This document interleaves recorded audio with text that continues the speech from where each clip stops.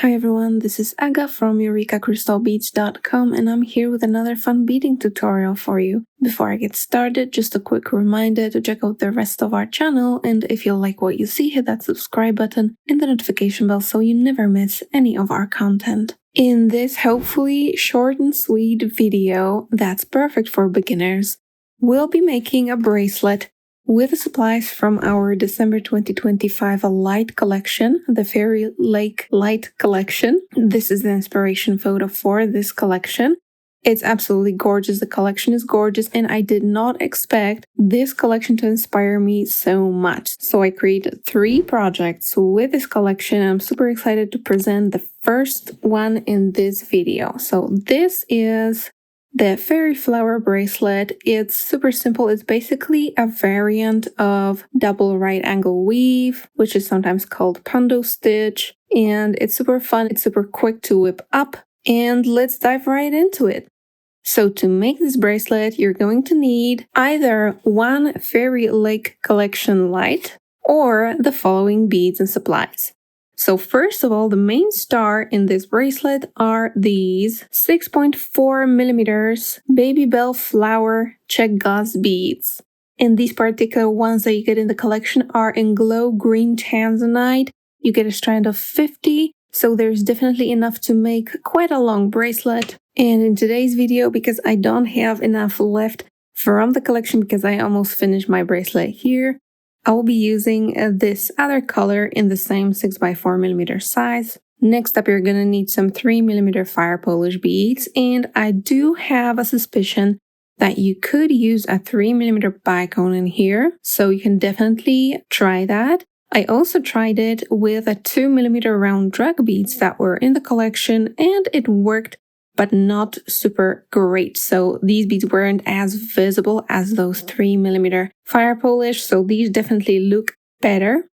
Next up, I have some 8/0s. These are round Miyuki 8/0 beads, and in the collection you get a mix. And now don't judge me for that, but I actually, when I was deciding on what color I was going to use in here, I actually separated all of the colors in the mix. You get a 10-gram bag in the collection, and here are all of the colors. You actually get 2 of these, I think, dyed colors. The darker one I used in the bracelet, and this is a lighter color. Then for this connection here in between those segments, you're gonna need 3x2mm faceted rondelle beads, though I do think that just another 8/0 would work here as well. However, these faceted beads just add extra sparkle and I love it. Then just for the connection, you're going to need some 15/0 beads.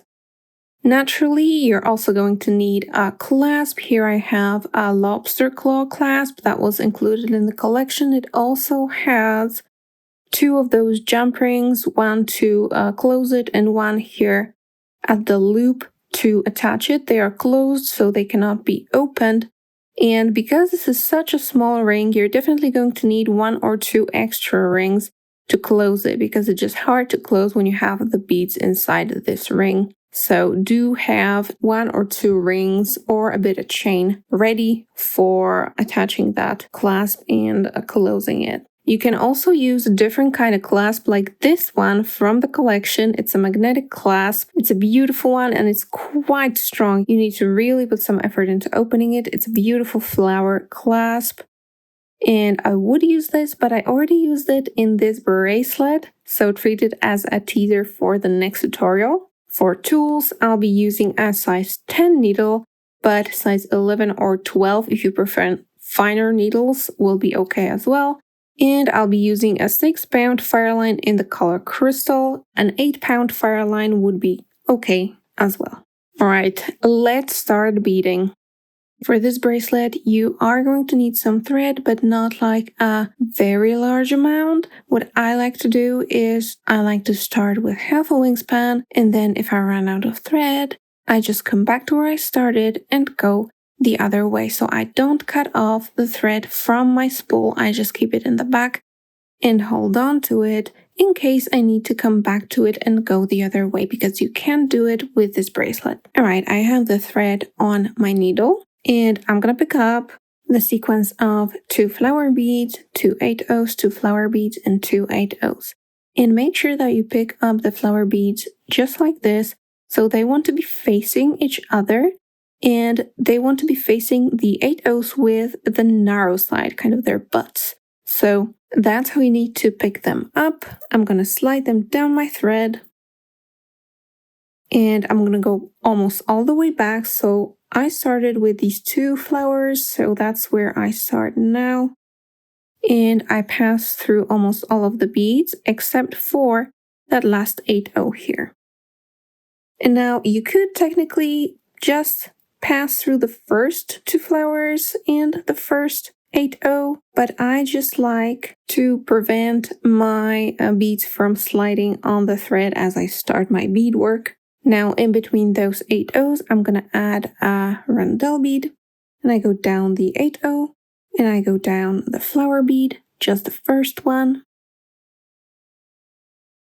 You want this rondelle bead to pop in, and then I'm gonna pick up my 3mm fire polish bead, and I'm gonna add it in between those flowers. So I'm just passing through the second flower from the inside. You can help yourself with your fingernail and just push them apart a little bit. And this fire polish should pop right in as well. I'm gonna pass through the first of the 2 8/0s on this side.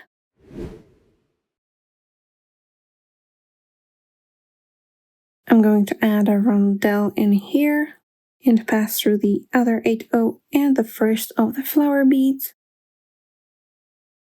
When you pull tight, this is going to pop in. I pick up my second 3mm fire polish and I pass through the second flower bead and the 8/0 right after it while I'm at it. Pops right in. And you have your first segment. That's literally it. Now, to add on a segment, I'm going to pass through this rondelle bead.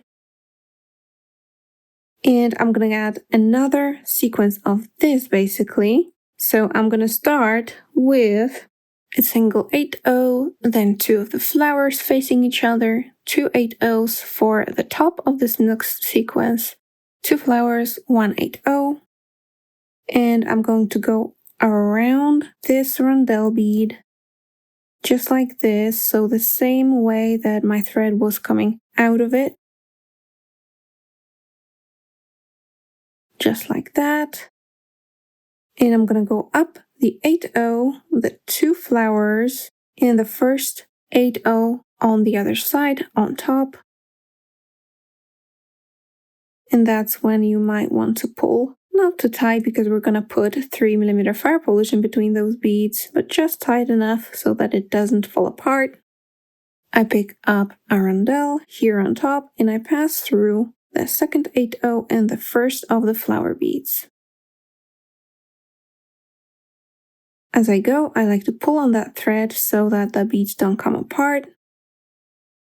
The rondelle popped in. I can put in my first fire polish in between those flowers. I'm going to pass through this 8/0 right away while I'm at it. Make sure that the fire polish pops in between those flower beads. And now all of the other 8/0s are connected with each other, so I'm gonna skip that rondelle bead and I'm gonna pass straight through the 8/0 in the first of the flower beads. Just like that, this is gonna make those 8/0s neat and tight together. Another 3mm fire polish between those flowers, and I pass through the flower and the 8/0 on the other side. There it is. I'm going to pass through this rondelle.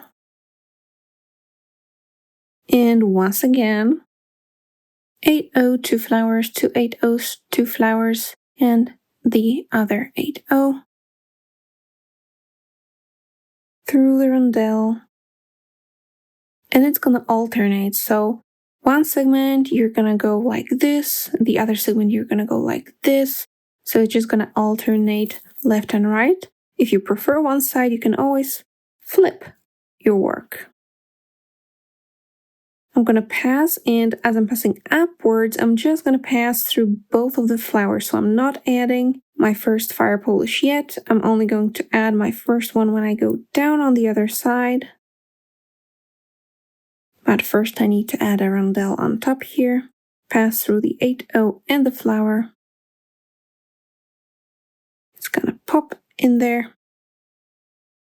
Now I pick up my 3mm fire polish, add it between the flowers, and pass through the flower and the 8/0. Now I'm gonna connect the two 8/0s in here and pass through the first of the two flowers.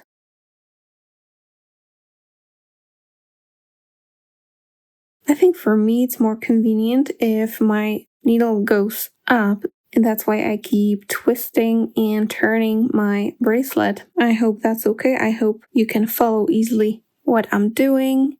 So this is going to be my second fire polish, and I pass through the second flower and the 8/0, and look at that, through the rondelle as well. And voila, now I'll be ready to add another segment. That's how easy this is. And I do have to admit, I like this colorway as well. I prefer the collection colorway. It's much more a fantasy vibe. This is more like flower vibe. Now let's finish the bracelet. And I'll be finishing this collection one. My thread is coming out of the rondelle as if I was just about to add another segment. But instead of that, I'm gonna add 7 15-0s. Here they are, and for this one I actually swapped for a finer needle. This is a size 12, that's why it's so tired and bent, but it's gonna be easier passing through the 15-0s with it. So I've picked up my 7 15-0s. I will also pick up my clasp, just like that, because the 15-0s will fit inside the ring. And I circle back through my rondelle bead, just like that.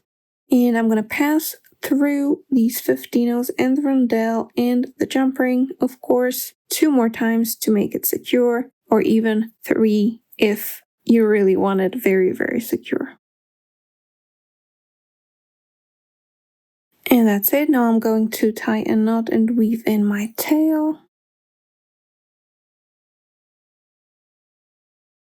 And the bracelet is ready. Isn't it gorgeous? And it's so fun to make.